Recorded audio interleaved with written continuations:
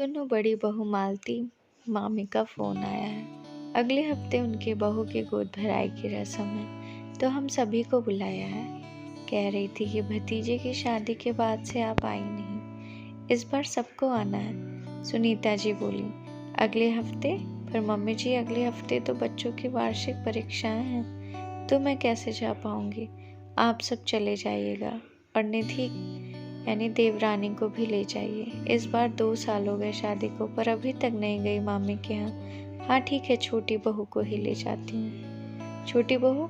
सुनीता जी आवाज़ लगाती हैं। जी मम्मी।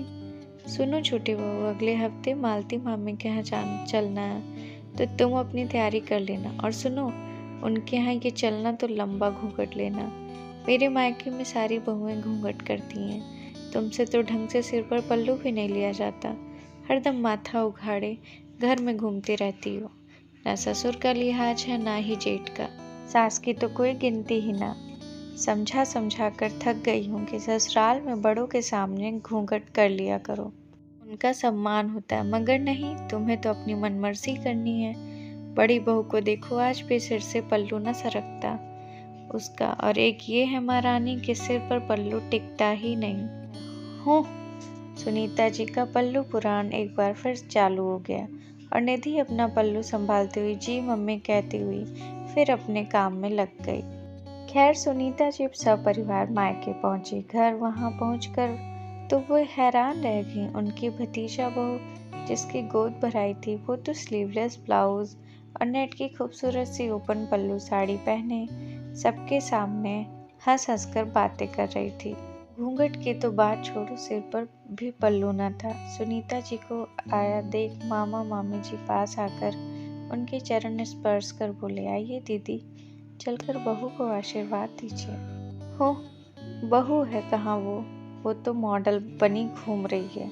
मालती, तूने बहू को ज्यादा ही सिर पर चढ़ा रखा है। ना कोई पल्लू ना घूंघट, भले घर की बहुएं ऐसे रहती हैं भला।